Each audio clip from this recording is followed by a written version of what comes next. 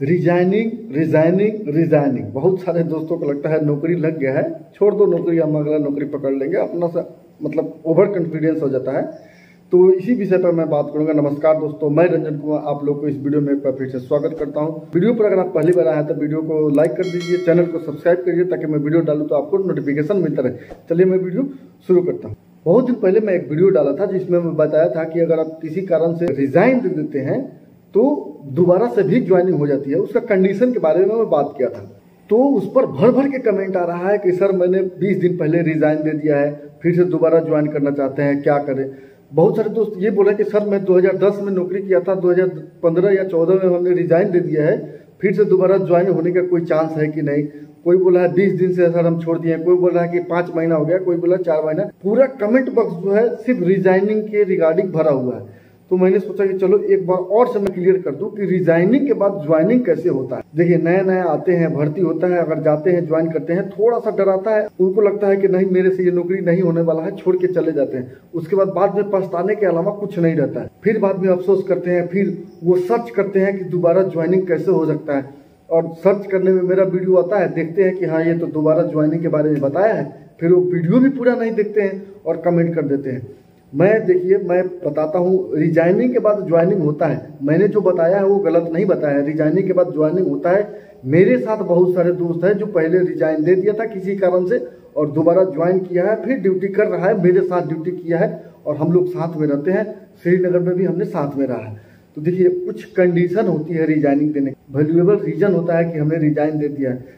First of all आप training centre से छोड़ के जाते हैं तो ज़्यादा चांस रहता है कि ट्रेनिंग सेंटर से छोड़ के जाते हैं वो मतलब नादानी में आपने एप्लीकेशन दे रखा है, ऑफिसर वगैरह ठीक होता है तो दोबारा ज्वाइनिंग करवा लेता है। लेकिन वही अगर आप 2-3 साल नौकरी कर लिए हैं उसके बाद रिजाइन देते हैं तो उसका कंडीशन है कि आप कब ज्वाइन कर सकते हैं। रिजाइन देने से पहले आप एनओसी लेते हैं कि सर अगर हम जहाँ जा रहे हैं वहाँ नौकरी ठीक नहीं लगा, हम आएंगे तो दोबारा ज्वाइन करते हैं। बजाते एनओसी लेके जाते हैं तब दोबारा ज्वाइनिंग होता है। मैं सिर्फ इतना ही बताया था कि आप ट्रेनिंग सेंटर से भाग के चले जाते हैं या रिजाइन देते हैं जोश में आके, जुनून में आके, दोबारा ज्वाइनिंग होने का चांस होता है। आप रिक्वेस्ट करते हैं दोबारा ज्वाइनिंग हो जाता है। इस साल भी कुछ कमेंट आप पढ़ सकते हैं दोबारा ज्वाइनिंग हुआ है। मैं फिर से बता दूं, जो दोस्त SSC-GD की तैयारी करते हैं अगर उनका नौकरी लग जाता है तो सोच समझ के कदम उठाइएगा। कोई भी कदम जल्दीबाजी में नहीं उठाना चाहिए। देखिए हमारे हिंदू धर्म में एक कहावत है कि प्रसाद को लोग सर माथे पर चढ़ा के प्रसाद ग्रहण करता है। उसी तरह आप देखिएगा किसी भी बनिए के दुकान पर जाइएगा, किसी प्रकार के दुकान पर जाइएगा, जो पहला बोहनी होता है वो बहनी को लेके लक्ष्मी जी को प्रणाम करता है, फिर अपने गले में रख देता है। इस हिसाब से अगर आपका पहला नौकरी लगता है तो उसको सर आंखों पर चढ़ाइए, इतना जल्दी रिजाइन नहीं दीजिए। देखिए रिजाइन आप दे सकते हैं, वैलिड आपके पास रीजन है। मान लीजिए कि अंदर आपको अगर काबिलियत लगता है कि नहीं हम इस नौकरी से बेहतर नौकरी पा सकते हैं तब आप रिजाइन दे दीजिए। हालांकि ये ऑप्शन गलत है। अगर आपके अंदर काबिलियत है तो नौकरी करते हुए भी आप दूसरा नौकरी, बढ़िया नौकरी, इससे अपर क्लास की नौकरी ले सकते हैं। इसमें कोई दो मत की राय नहीं है। बहुत सारे दोस्तों ने किया है, हमारे दोस्त, हमारे जान पहचान के भी बहुत सारे दोस्तों ने कर लिया। हम फंस गए, हमारे पास क्वालिफिकेशन नहीं था। जब क्वालिफिकेशन आया है तब से इस तरह का मौका नहीं मिला है। अभी क्वालिफिकेशन आया था, हमने एग्जाम दिया था, आपने उस ब्लॉग को देखा होगा। मैंने बिहार दरोगा का एग्जाम दिया था, रिजल्ट नहीं आया वो अलग बात है, लेकिन एग्जाम दिया था। पढ़ाई करने का समय मिलता है, तैयारी करने का समय मिलता है, तैयारी कर सकते हैं। आप दूसरे नौकरी के लिए, अपर ग्रेड की नौकरी के लिए बहाली देख सकते हैं, आप लोअर ग्रेड के लिए भी देख सकते हैं, लेकिन नौकरी छोड़ते समय आपसे पैसा लिया जाएगा। अपर ग्रेड के लिए करेंगे तो एनओसी आपको मिल जाएगा बढ़िया से।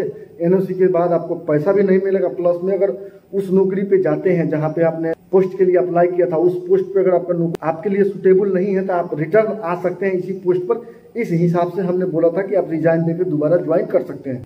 देखिए मैं फिर से बताता हूं कि जो भी दोस्त SSC-GD की तैयारी करते हैं, चाहे वो SSB, BSF, CISF, ITBP कहीं भी ज्वाइन कर लेते हैं, मतलब आपका नौकरी हो जाता है, ज्वाइनिंग का समय आता है। अगर आपको कोई प्रॉब्लम है कि नहीं हमको अभी ज्वाइन नहीं करना है तो 2 बार चांस मिलता है आपको। एक बार आप ज्वाइन नहीं करते हैं तो दोबारा आपके लिए सेकंड ज्वाइनिंग लेटर आता है, आप उस समय भी ज्वाइन कर सकते हैं। या हम तो कहेंगे अगर आपका ज्वाइनिंग आ गया, घर से आपका फाइनेंशियल बैकअप ठीक नहीं है, ज्वाइनिंग आ गया तो जाइए ज्वाइन कर लीजिए और एक्सटेंशन लेके आ जाइए कि 2 महीना 3 महीना के लिए सर हमको एक्सटेंशन चाहिए, हमारे घर में ये प्रॉब्लम है, आसानी से एक्सटेंशन मिल जाता है। लेकिन ये नहीं है किसी ने डरा दिया कि अरे तुम ये नहीं किया तुम्हारा नौकरी हम खा जाएंगे, आप जोश में आगे हम नौकरी नहीं करेंगे, हमको कोई मतलब नहीं है। आपने एप्लीकेशन लिख दिया कि हम नौकरी नहीं करेंगे, कारण तो आपको देना पड़ेगा। बिना कारण के कोई काम नहीं होता है, कारण आपको देना पड़ेगा किस कारण से नौकरी छोड़ रहे हैं। अगर आप ये कारण दे देंगे कि हाँ अगला आदमी कोई ऑफिसर या कोई स्टाफ ने धमकी दिया है कि नौकरी छोड़ दो, तो ये कारण वैलिड नहीं माना जाएगा, आपको छोड़वाएगा ही नहीं। आप जोश में आके आपका नौकरी लगता है, किसी ने बोल दिया कि ये नौकरी ठीक नहीं है, घर से बाहर ही रहना पड़ता है, फैमिली के साथ नहीं रह सकते हैं, तो आपने जोश में आके नौकरी छोड़ दिया, रिजाइन दे दिया कि हमारे घर पे है फलाना प्रॉब्लम है या हम ये नौकरी नहीं करना चाहते हैं, किसी के बहकावे में आके ज्वाइन कर लिया है। अगर रिजाइन दे दिया, रिजाइन अगर एक्सेप्ट हो गया है उसके बाद आपको छोड़ा है। अभी पहले था कि आपने रिजाइन का एप्लीकेशन दिया, रिजाइन का एप्लीकेशन दे के आपको छोड़ देता था। अभी ऐसा है कि आप रिजाइन का एप्लीकेशन दीजिएगा, नया ज्वाइनिंग वालों के लिए बता रहा हूँ, तो आपसे पहले दिल्ली से अप्रूवल ले लेगा कि हाँ इसका कैंडिडेचर कैंसिल किया जाता है। जब कैंडिडेचर कैंसिल हो जाएगा तभी आपको छोड़ेगा, और उस समय जब छोड़ देगा तो दोबारा आप जाइएगा, आपका ज्वाइनिंग नहीं होगा, हर हाल में नहीं होगा। तो कोई भी कदम उठाइएगा सोच समझ के उठाइएगा। उम्मीद करता हूँ कि आपने समझ गया कौन से रिजाइनिंग पर दोबारा ज्वाइनिंग संभव है। मैं फिर से बता दूं, अगर आपके पास वैलिड रीजन है तभी रिजाइन दीजिए। अगर वैलिड रीजन नहीं है, किसी के बहकावे में आके कोई कह दिया कि हाँ आपको फैमिली के साथ नहीं रह सकते, या कोई कह दिया कि मरने वाली नौकरी। बहुत सारे दोस्तों ने ये भी कमेंट किया था कि सर हमारा बटालियन अलॉट हो गया छत्तीसगढ़ में, इसलिए हमने डर से रिजाइन दे दिया, अब ज्वाइन करना चाहते हैं, बहुत पछतावा हो रहा है, घर के लोग ताना मार रहा है, गाँव जवार के लोग भी ताना मारता है। तो इससे आप बच के रहिएगा। देखिए कुछ बात समझिए, कोई भी निर्णय लेने के लिए समय लीजिए। मान लीजिए ये आपको किसी ने समझा दिया कि नहीं नौकरी ठीक नहीं है तो रिजाइन दे दे, एट ए टाइम आप एप्लीकेशन नहीं लिखिए, बोला ठीक है हम रिजाइन देंगे, 10 दिन 15 दिन सोचने के बाद समय लीजिए। समय लेके थोड़ा सा इस पर चिंतन कीजिए, 2 4 10 आदमी से पूछिए। अगर इतना ही खतरा है नौकरी का, एसएससी जीडी में, चाहे आर्मी में, चाहे बीएसएफ में, चाहे पैरामिलिट्री में, चाहे पुलिस में इतना ही खतरा है, मरने वाली नौकरी है या हर तरफ से दुश्मनी लेने वाली नौकरी है, तो कम से कम 14 से 15 लाख एसएससी जीडी में नौकरी कर रहा है लोग, कम से कम 7 से 8 लाख आर्मी एयरफोर्स में नौकरी कर रहा है लोग। तो इतना आदमी अगर नौकरी कर रहा है तो आप में ऐसा काबिलियत नहीं है कि आप साथ में नौकरी कर सकते हैं। अच्छा कौन ऐसी नौकरी में जान का खतरा नहीं है? बैंक में नौकरी कर रहे हैं, बाहर निकलिएगा एक्सीडेंट हो जाएगा, मर जाइएगा। बैंक में नौकरी करते हैं, कोई आएगा गुंडा बवाली बंदूक दिखाएगा, पैसा मांगेगा, अगर वहां पे आप मर्दानगी दिखाइएगा गोली मार देगा, खत्म कहानी। तो ये सब जिसका नौकरी नहीं लगता है उसके चोचले है कि ये नौकरी में ज्यादा खतरा है या ये नौकरी खराब है, ये नौकरी बढ़िया है। देखिए बहुत सारे दोस्त का फाइनेंशियल बैकअप बढ़िया होता है, हम मानते हैं, लेकिन अगर नौकरी आप कर रहे हैं एसएससी जीडी के खास करके, तो आप मिडिल या लोअर मिडिल क्लास से होंगे। अपर मिडिल क्लास वाला भी नौकरी नहीं करेगा, बिजनेस ही करेगा। तो कोई भी कदम उठाइएगा सोच समझ के उठाइएगा।